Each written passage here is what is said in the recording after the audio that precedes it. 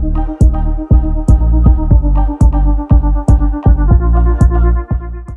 you are. Yay! Well, first, cheers! Cheers! Sorry about that. Ding! Cheers! Weird setting. So good to see you. You too. All right. All right. Yeah. All right, we're back. Good job. We made it.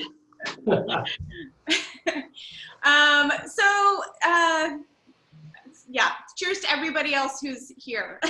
So yeah, I applied to the school, got in, went to Adelaide, and it wasn't until my last year of being in the enology program in Australia that I met Ryan, my now husband. And, I was working a harvest as part of my program, and he walked in, and within a week I knew he was the one. He was my guy. And so I called up my parents and said, I met the one, surprise, he's also from California, and we moved back here. And we actually we had big dreams of hemisphere hopping for mini harvests in several years. And so we came up to Healdsburg and was just planning on being here for one harvest, and absolutely fell in love with the area and the region and never left. And here we are, what is it now? We've been here for 14 years. Oh my God. That hemisphere hopping never happened, but you know, we couldn't be happier. So you bring different hemispheres to us. Yeah. So we started, or we both were working here as interns, and we were offered full-time jobs at the end of those harvests. That was in 2006. And then in 2007, we started a little project called Ryme, kind of unbeknownst to us.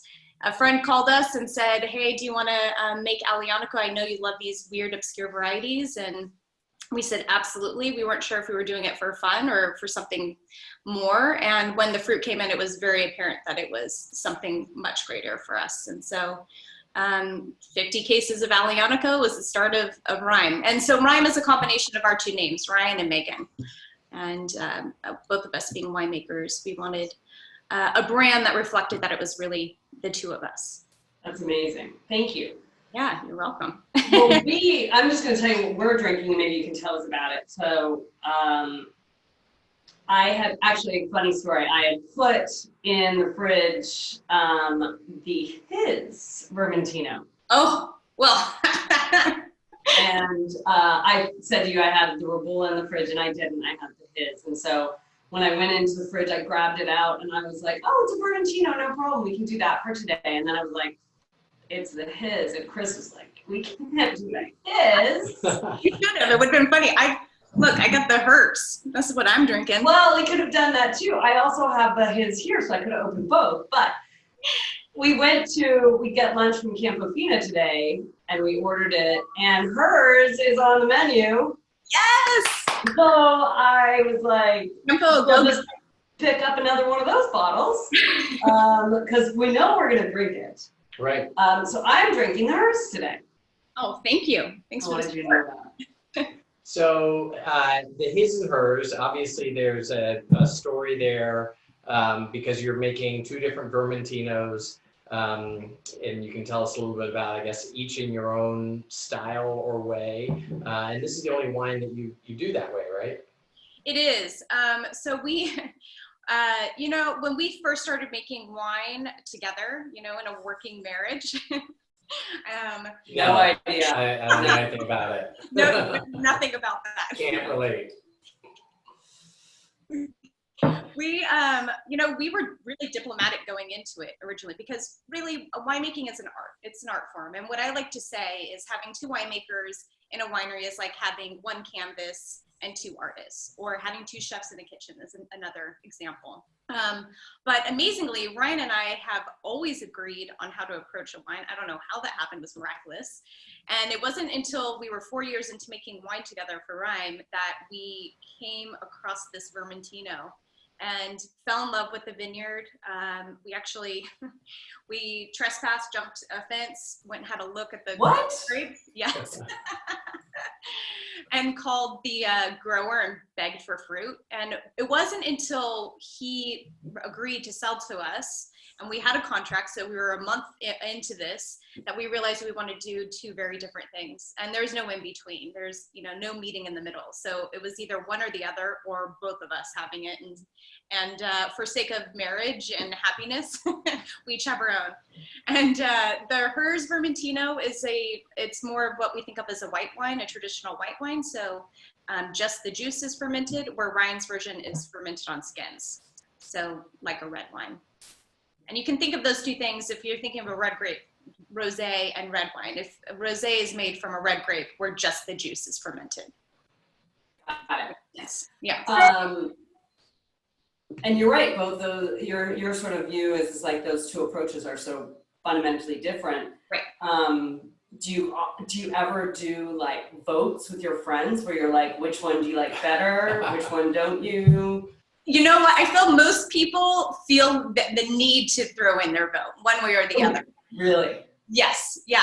But you know, I'm not gonna lie. I've heard people opine on this. Yes. You know, and the thing is the reality is they're very different wines, and we feel that they have very different places. On a, you know, hot sunny day outside and, you know, poolside or riverside, you want the hers. Where the his has more structure and more depth and requires more food. But we make 10 times more hers than his. So just throwing that out there. From a business perspective. From a business perspective. It's the crowd pleaser. It's the crowd pleaser. Definitely. Well, we love them both. And we've loved exploring the wines with you. I thought one thing we could hear from you so our audience is obviously small businesses, entrepreneurs, folks who are living in cities across America, and they are like hustlers trying to make it, doing great stuff. They care about their community, they do all these pieces. And what I love about getting to know winemakers here in Sonoma County is that winemakers have a lot of the same characteristics as, like, you guys are entrepreneurs at heart. Yes. And right now we're all definitely like on the edge here. And so I think it's really interesting. And maybe you could just share with us like one of your kind of business stories, right? Like what are the challenges you faced in growing your wine business that maybe would be helpful for some of our audience to sort of know that like everybody has tough decisions to make or challenges to face? Well, I mean, I think just even starting in the very beginning, we started with a variety that most people do not know. And we even had friends in the industry who know this variety, and they're like, oh guys, this is crazy. You're never going to be able to sell that variety. And I really feel like when you really believe in something and you're very passionate, that you should go with your gut and what drives you and what inspires you. Because if you move forward that way, you can continue to inspire and educate people through what you make and what you curate. And so in those beginning years of having like, oh, you really should stick to more mainstream varieties, I'm so thankful that we listened to ourselves and what we really loved. And I encourage anybody starting a business, don't follow what everyone else is doing. Really listen to yourself and do what you believe in, because people can see that. They can see, if you really mean or believe in what you're doing. So that's kind of what I would say starting out. That's awesome. And by the way, that's something that we always talk about with folks is everybody always hears no. Right? On the entrepreneurial journey, it's always something like that. You know what? They're never going to make it. They're going with agliano. Like nobody knows what that is. It's not mainstream. They don't know how to market. They don't have the people behind them. They don't have all the money. And I think that's like literally the common thing that we all hear as entrepreneurs. So yeah, absolutely. And then for us, our industry is so capital intensive.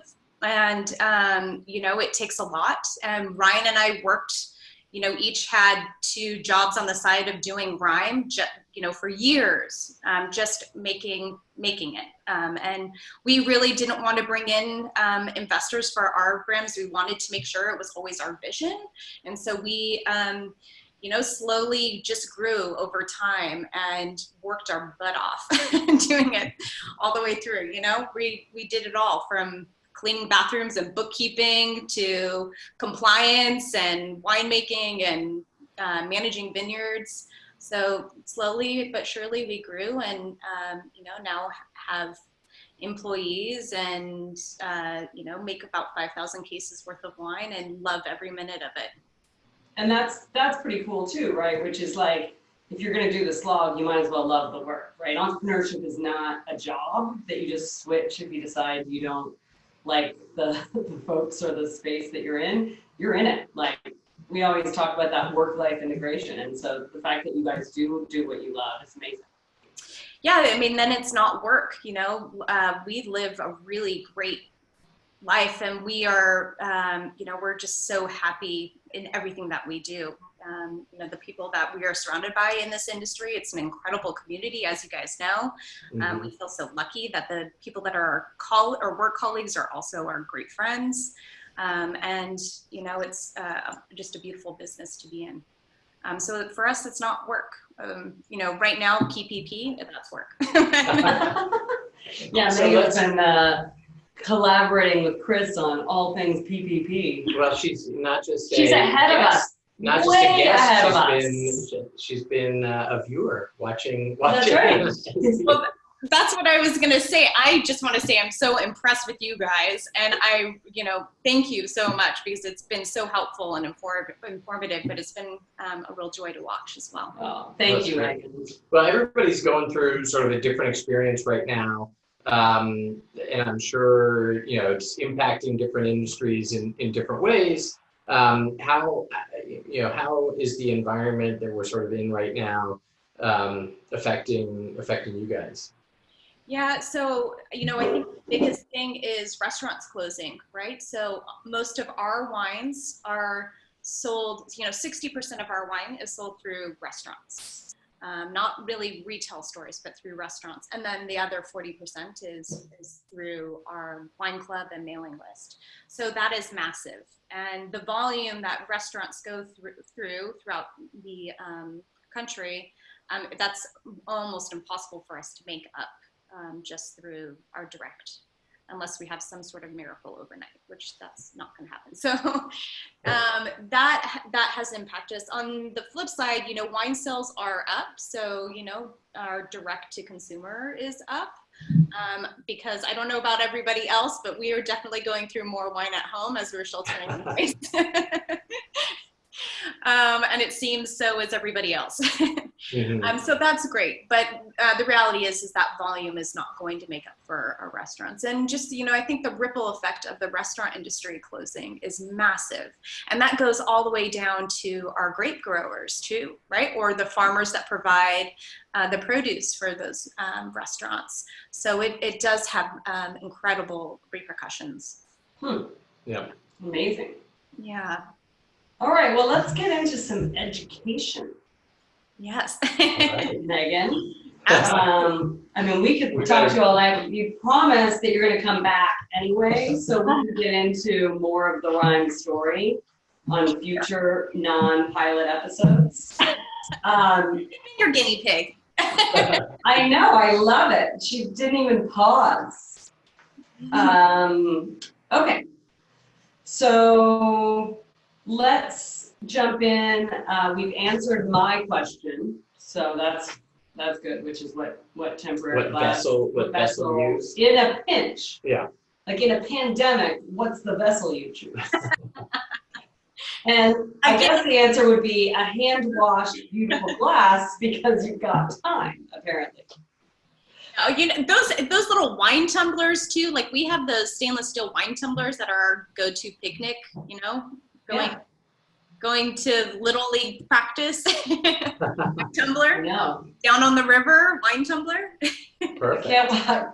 I never even got to see a Prune Packers game last year, and now I'm gonna probably miss the whole season again. No, I'm so bummed. Anyway, all right. So Megan, what do you want to sort of kick off on in terms of some tips and tricks for our audience? Yeah, well, I mean, I would start, you know, if you want to learn more about wine, I'm just going to start by saying you should drink as many different wines as possible, and, you know, really explore outside of your comfort zone.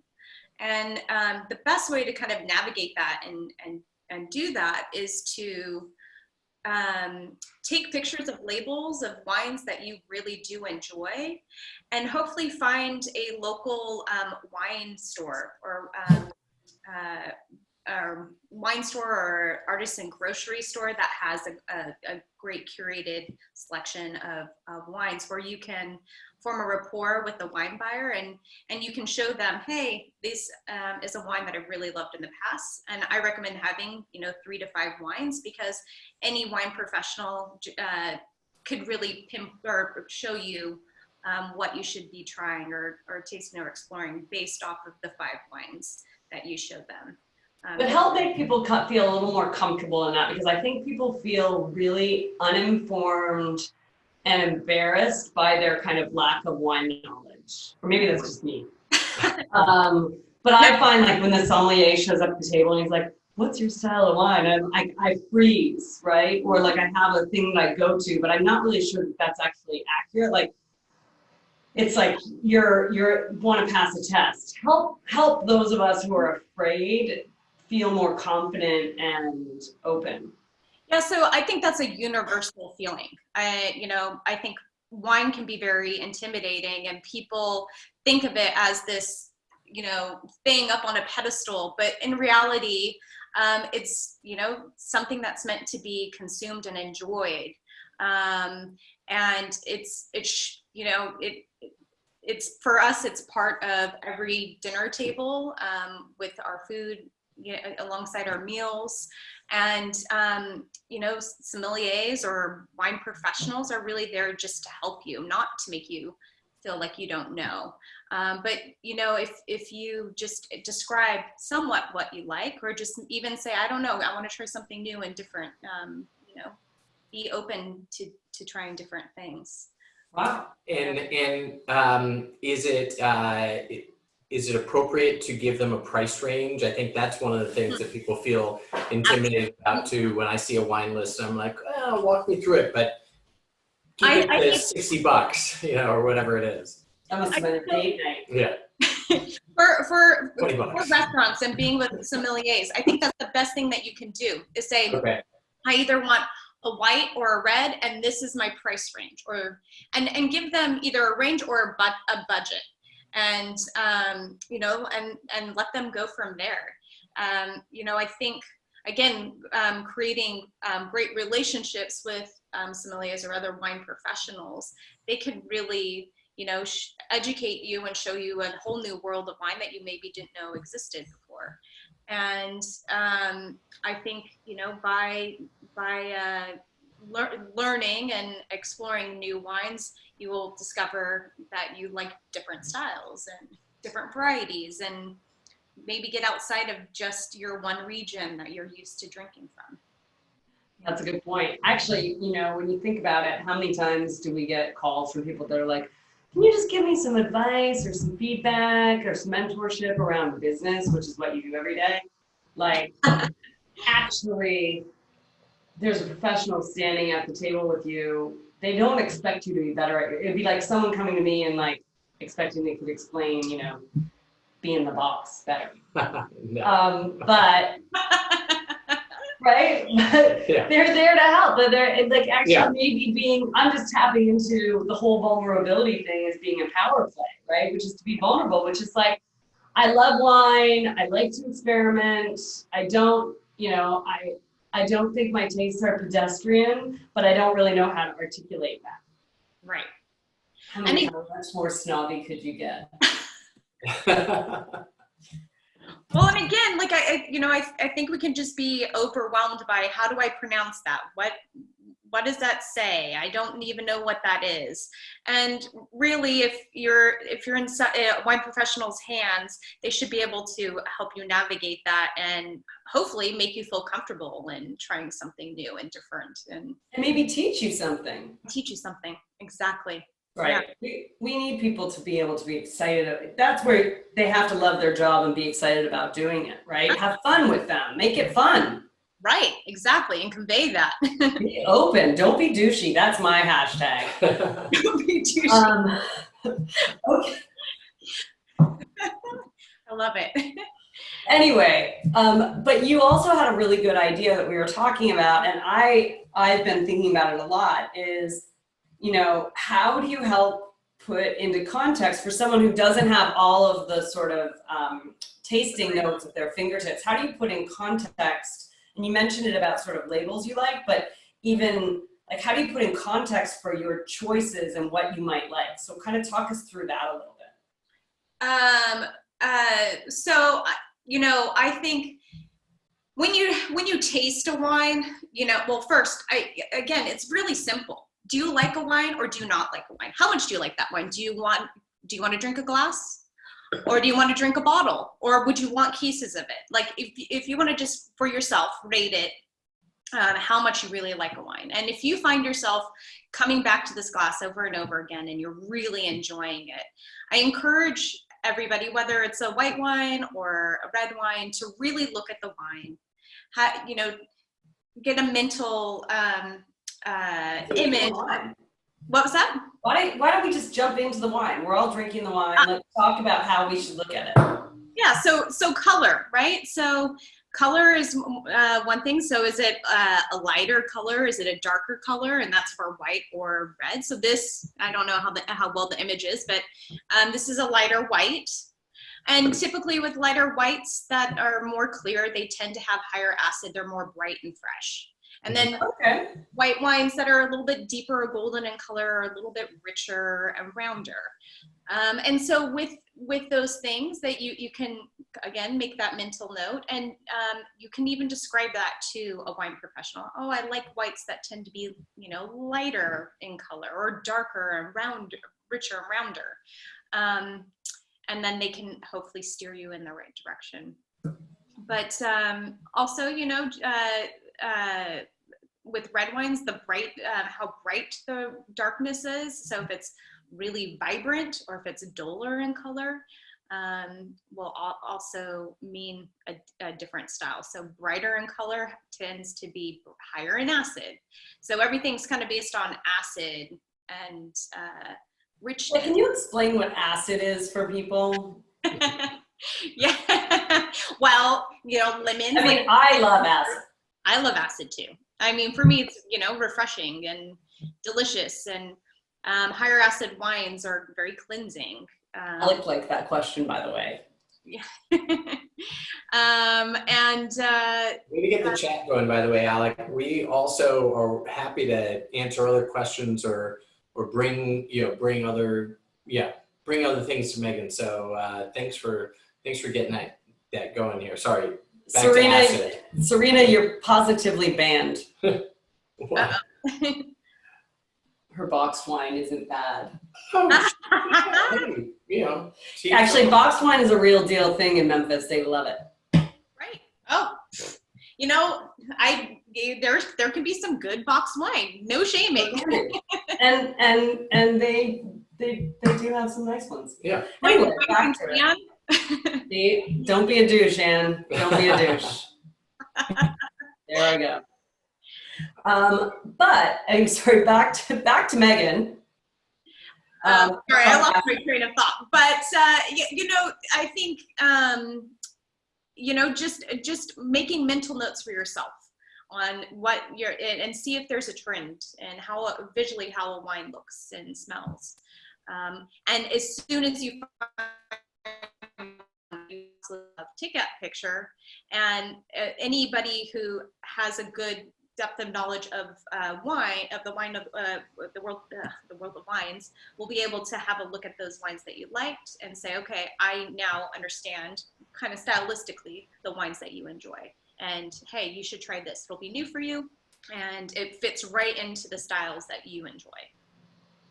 Amazing. I think, you know, the biggest thing and the most intimidating, I think, are European wines or international wines, where, you know, the varieties are not apparent. Everything is by villages or regions. And if you enjoy a wine that's international, I do suggest flipping that bottle around and looking at the back and seeing who the importer is. And if you enjoy that particular wine, I would try and check out some of the wines from that importer's portfolio, because that means, you know, you kind of are aligning with their flavors and taste and style. Yeah, I love that idea. I mean, I think it's like, that's like wine knowledge 301 probably, which is like, we should get rid of knowing what our varietals are. And so many, you know what, that's the other thing. There's so many. I mean, I'm learning of new varieties all the time. In Italy alone, there's over 800 registered varieties. So when you think of that in that context, even people who whole life is based around wine are discovering new and different varieties. And, you know, I think we should all always be constantly learning and exploring and being inspired by different regions and places and producers and the land from which it comes. You know, I hope I never have all the answers, and I know I won't, you know, but we're all on this journey together of, you know, learning and exploring. okay, so what do you recommend people, if they're looking to explore a new wine for next week when they're out at their grocery store? Is there something that you would suggest they go check out and try? Well, Vermin Tino, for example. You know, I think, you know, some different varieties, you know, I guess, or when we were talking yesterday, I kind of was saying, you know, we kind of lump people up in do you like Sauvignon Blanc? Do you like Chardonnay? Do you like Pinot? Do you like Cab? Because that's like a very blanket range of whites through reds. And what I would suggest is trying a variety that you've never heard of before, or maybe you've slightly heard of it, but you've never tried it. Albarino from Spain was a great one. Actually, on that Spain side, if you like some richer whites, some Godeo is really exciting and fun. But I would go and explore your local store or vendor wherever you buy, and, you know, check out some different varieties, and ask for the you know, look for the other variety section. You know what, that actually, because sometimes in a pinch you got to go to the grocery store to get some wine. Right. And I will say the value import section of Big John's, that is my jam. That is my jam. It's like the import section generally is, that's where I would be going to in any grocery store. It's actually where you get value is amazing. Really good value. Yeah. Really great wines. You get to explore a whole bunch of different things. Like, that's always been sort of my go-to. And this is just setting Chris up for his next question, but the reason why I met you is because I attended a panel discussion here in Healdsburg years ago. And the funny thing is it was the day it was our first day at our house. That we lived here. Amazing. And it was like, literally, we got the keys. The house was completely in a shambles. I mean, it was like ripped to shreds and molten carbon. We were disgusting. We didn't have a shower. We like figured it out, shoved some clothes on and ran to this wine thing. And I'll never forget your line, which was, the problem is I don't know how to make a $13 Vermin Tino. Because I'm in California, and if I compete against the Vermin Tinos of Italy on dollars, I'll never ever win. And so I'm gonna let you ask the question from the audience, which is. I have my own question, but I'll ask the question from the audience since you teed it up. Okay, fine. I'll ask it. It's fun. So basically, I think it'd be really helpful to tell. The question in the audience was, what makes a wine a natural wine? And so there's that whole other side of things. But I do think that even though you may not be pure, you also taught me something about natural wine that day, which I think was also really good. And I'll just let you tee it up, which is. I was like, well, what was your favorite part about the natural wine? Oh, my favorite part was, you know, you want to make the best wine in the best way that you possibly can, but you're not going to throw out a crop. No.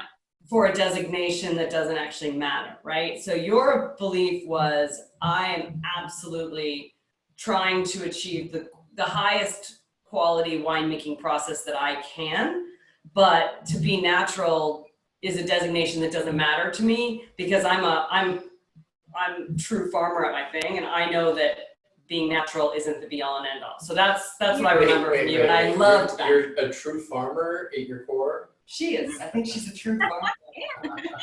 I am a true farmer at my core, obviously. Yeah, you know, so what makes a natural wine? That's a great question.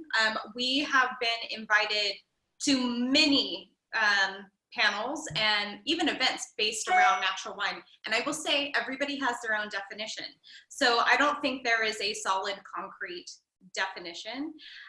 That said, you know, to me, natural wine is a wine that is not manipulated. So organically or sustainably farmed, brought in, nothing is added to it, whether it's fining agents, water, acid.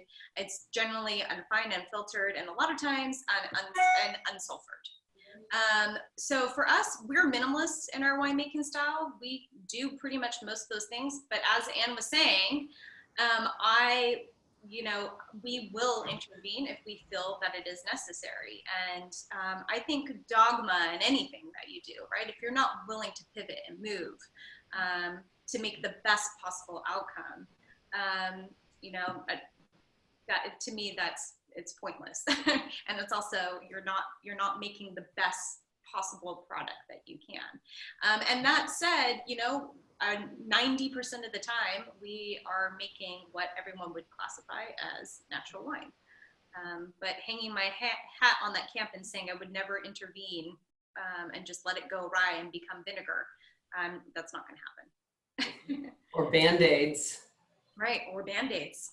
But it's... And obviously, if you know, you and Ryan have a methodology and a thought process and a you know, artisan, you know, capacity to what you're doing. And so taking out the intervention or the ability to intervene sort of removes a little bit of the winemaker from the process, right?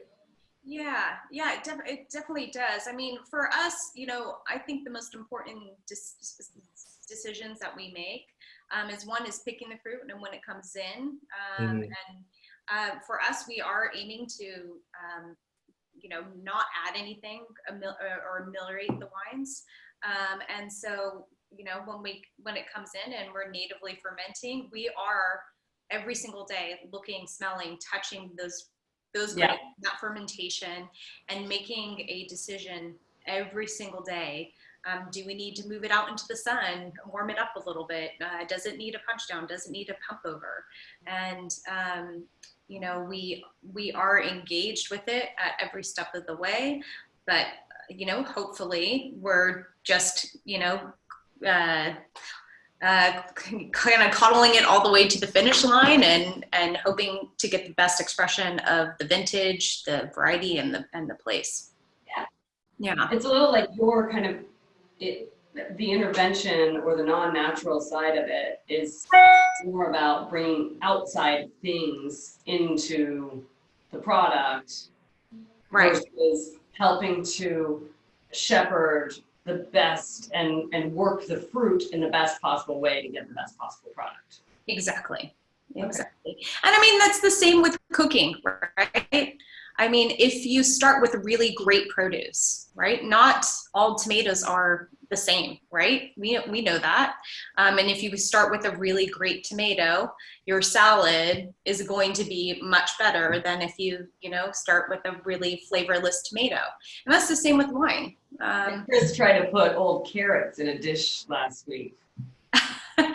Right? Yeah. I'm going to pour myself a little more wine as we. I don't even like a new carrot, frankly, but old carrot, not worth it. All right. So I have a question for you, and this sort of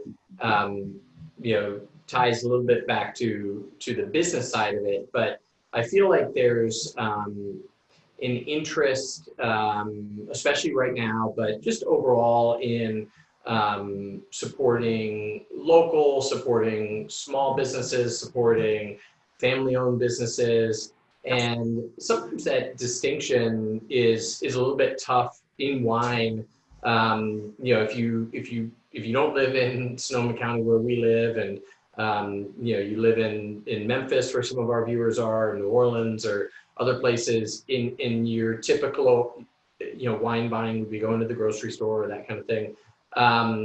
You're often buying wine or exposed to wine, or the wines that have distribution there are much larger corporations, right? There's like many industries, there's sort of tiers. I was going to draw the analogy. There's WeWork, and then there's Launchpad. Yeah, and there's there's hit makers that are totally produced in top 40 hits, and then there's indie bands that you love and that kind of thing. So where, if you actually are interested in exploring smaller producers, family-owned wineries, and obviously we would invite anybody who would love to come out and visit us out here to visit us and visit you, and we can talk about that a little bit at the end of the show. But if you're trying to explore that where you live now, what's a great way to get started? Would it be restaurants, a wine shop? Where would you go? DTC, get online. Where would you go? Yeah, so I would actually start in restaurants and a small local wine retailer, and say I want to try smaller producers that make family-owned smaller production wines, and from there you can learn what you like, and then join wine clubs or mailing lists.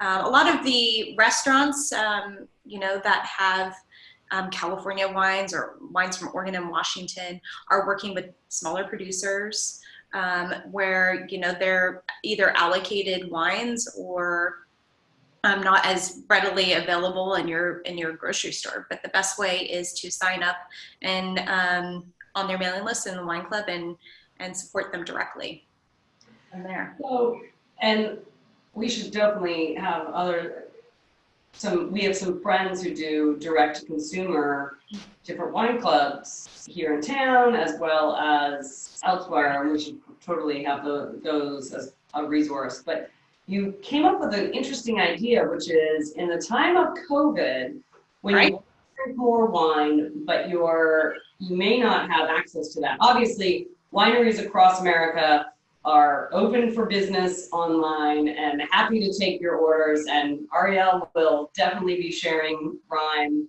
and all our favorite wineries. But it might be interesting if your wine store is still open to just email your local wine store and say, I would love to try some new wines right now. Here's my price point. And I think if you gave a wine, like a wine shop, you can always find things in the value category, right? You can call Keith & Co. in New Orleans and say, I want to spend, because I did this every day when we were there for Mardi Gras, I want to spend between $15 and $20 for a bottle of wine that would be appropriate for me to put in the stroller as we go and see parades. And they will literally, that request only makes sense in New Orleans. It really does, but we have a good But nonetheless, you could call your local wine merchant and say, hey, during the time of COVID-19, would you put together a little sampler pack? Exactly. A couple of wines, I'm looking to spend a total of X. and do that. You'll probably save money on what you would get at the grocery store if you go and try and navigate the grocery store shelves, which are really hard. But you'll start that relationship in a way that's like, kind of take the lead on the relationship, because the wine store will be like, oh yeah, we'd love, how did you like those? What were they like? Like, it might be a really interesting way. Absolutely. I mean, who doesn't like a nice little gift pack, you know, open up and get excited on what am I getting today? Right. And I think the reason why I say that is because we really do want to support local small businesses, local wineries, folks who represent the types of businesses, right? Everything you've shared, every person on this phone understands as a small business owner and an entrepreneur, right? They go through it themselves. We want to support each other in our growth. And by the way, we're the most exciting right now, right? We're at the top of our game.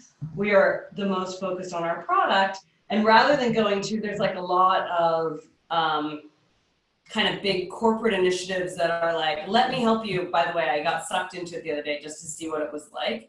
And they were like, let me understand your taste profile. And it was like, do you like dark chocolate or milk chocolate or white chocolate? And I swear to God, I don't know who likes white chocolate. So like, that's a disaster. But do I like dark chocolate? Do I like these things? And then they were like, you would love our super jammy California cab with the dog on the label. And I was like, that's like literally nothing that I would ever select for myself. So first of all, your algorithm's totally off. And second, it was a manipulative ploy that was used to put me through some sort of taste profile, which is driven by an algorithm, not a sommelier. And at the end of the process, it's to sell their wine that's basically jam junk that they put into a bottle and slap a cat on it with a whole bunch of additives. And that's, not really the way to go, right? Absolutely not the way to go. And most likely it wasn't made with care, and it's, not a thoughtfully produced product. Yeah. All right. Let's go to some questions. I know, but let's try something here. How about I pull some people in to ask their own question? Sure. All right. I will, Alec, we're going to try this. I think you've got a question. And Kelly Smith has a question, which is very useful to this conversation around organic wine. So get ready. Great. Let's ask. I'm going to bring in Alec. Alec, tell us about your wine experience, what you're drinking, and ask away. Oops, unmute you. Oh, there you go. I'm drinking a Malbec. I forget exactly. Oh, nice. Which Cheers. Malbec. So I actually spent 4 or 5 months living in Buenos Aires, Argentina. Oh, amazing. I did a study abroad, and I fell in love with red wine there. So big fan of Malbecs. So I was wondering, of all the major wine regions of the world, Argentina being one of them, of course, South Africa, France, if you have a favorite. Italy is, Yep. Yeah, it's definitely, we make a lot of Italian varieties, and so Italy in general is one of my favorites. And one of the reasons, as well as there's such a wide range of variety and of varieties, great varieties, as well as a diversity of styles. And I love it. We go there all the time. But you know what, that said, I love the wines of the world. I love wines from Spain, from Greece. There's something to be found just about everywhere. Yeah. Very true. But Southern Italy in particular, Northern Italy gets a lot of the excitement and the hype. So in the north you have Barolo and Nebbiolo, Barbarescos. But in the south, I find it's very underappreciated, and there's incredible wines at great value. Speaking of value, Fianos and Aglianicos, Greco di Tufo. Those are all wines that I highly recommend, and you can find these wines for $15 to $20, and they're absolutely delicious. And they've been farmed by the same families for 5 or 6 years. 5 or 6 generations. Megan, did you guys ever do a Fiano? We have done a Fiano, and in fact, we just started working with a new vineyard in 2019. So our new Fiano will be coming out hopefully this summer in August. but very small amounts. We only made about 50 cases worth. There's not a lot of Fiano in the U.S., so it's like 20 acres in all of the U.S. Oh, I love Fiano. Okay, Alec, thank you for joining us. We're going to let you go and put somebody Excellent else in. question. Great question. Kelly, are you ready to join us? Let's see who's. There we are. We're going to allow you to talk. We're going to promote to panelist, Kelly. Yeah, and then go over here. I love how you guys are navigating all of this. It's the best part about this is everybody is in a producerless world. Right. So, I mean, no offense, Ariel, but you're not crushing the production in studio here. We can set that up for her. Oh, we Right, can? Kelly. Oh, we can. Okay. Kelly, You will next week. how's it going today? Let's see. We're not hearing you, and I don't think I've got you muted. Well, that's okay.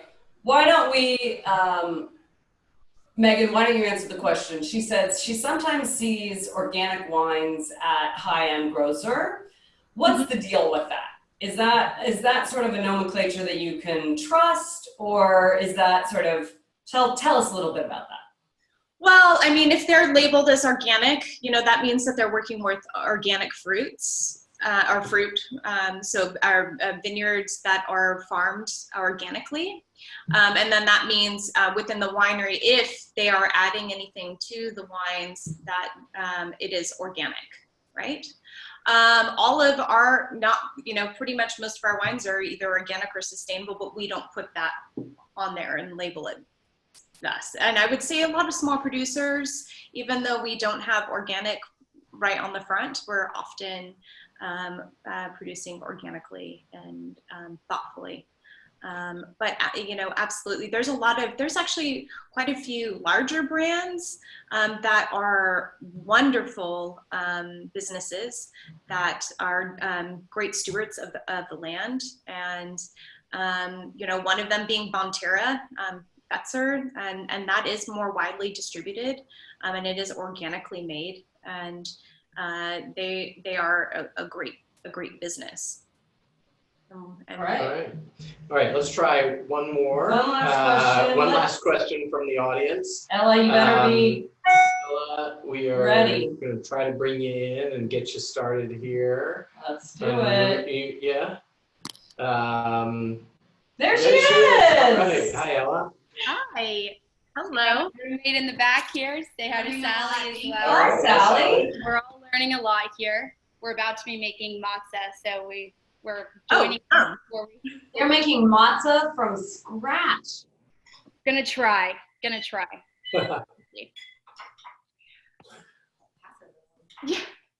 Yeah. So my question is, I'm currently drinking a Boda Box wine, and I was curious if you have any favorite go-to inexpensive wines. I feel like I often stare at the wall of wines and have no idea what I'm gonna get. Definitely on a budget, but curious if you have any favorites. And I think you maybe mentioned a couple to Alec before, but I would love to hear your favorites. Yeah, for me, like any Southern or just Italian wines, if you go to your local store and look for Italian wines under $20, let's say between $15, $20, there's incredible deals.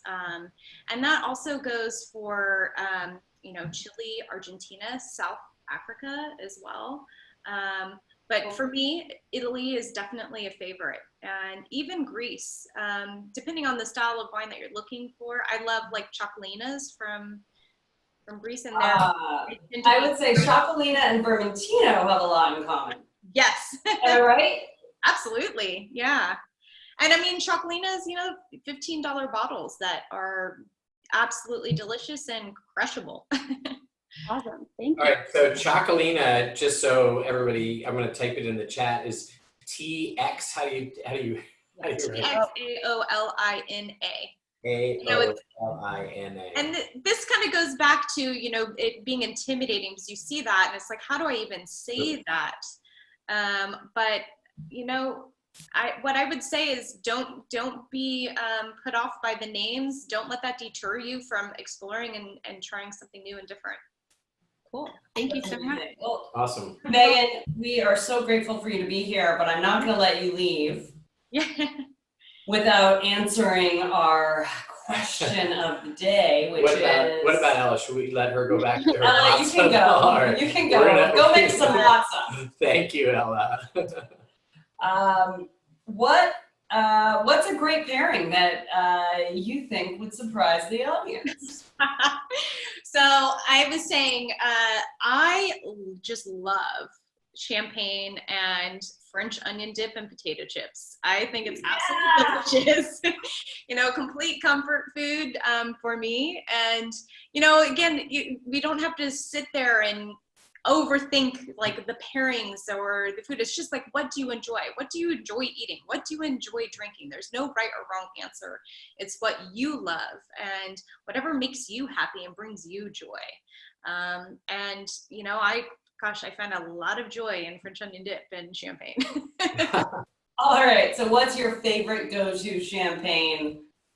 One of my favorite champagnes is Marie Cortone, and she is an incredible, badass female winemaker in Champagne, making beautiful and delicious wines that have single vineyard and variety, and I highly recommend seeking them out. Yeah. All right, well, when this is all over and it's time to celebrate, Marie Cortone. Cortones, yeah, Courtin. Oh, Cortin. Yeah, there you go. Cortin. Yeah. So. Yeah. Well, d'accord. Ça c'est la fin. And we will say goodbye. Your French is beautiful. I had no idea. It really is. I tricked Sebastian into thinking I actually spoke French. Well, you have me. There you go. All right. Well, that's it for today. I think a huge thank you to our guest, Megan Glaab from Ryme Cellars. Folks out there, definitely go check out Ryme, buy some wine, support your local vintners. Not only do we learn a few things about wine and about wine tasting, but of course, as all entrepreneurs, we learned some really great lessons from Megan, which is no dogma. You got to be ready to be able to move. You can't stick with and be rigid, or else you're not going to survive. And ultimately, like what we all do, entrepreneurship is hard. People are going to say no. If you do what you love and you stick to your own guns, you will be successful. And if you're not successful, at least you'll have fun failing. Amen. At least you can apply for a PPP loan. Today, you get a PPP loan, and you get a PPP loan. We found out, by the way, that we're 125,000 in the queue at Chase. I don't even know what my queue number is. I hope. Well, at Chase, he said, that's not bad. We're at 1 million right now. Oh my God. Wow. So with that, here's to all of us getting it. Exactly. Cheers to you, and cheers to seeing you in person real soon. I know. I can't wait to hug you guys. All right. All right. Thanks for being on, Megan. Yeah. Thanks for having me. All right. Bye, everyone. Thanks for joining us today. Bye.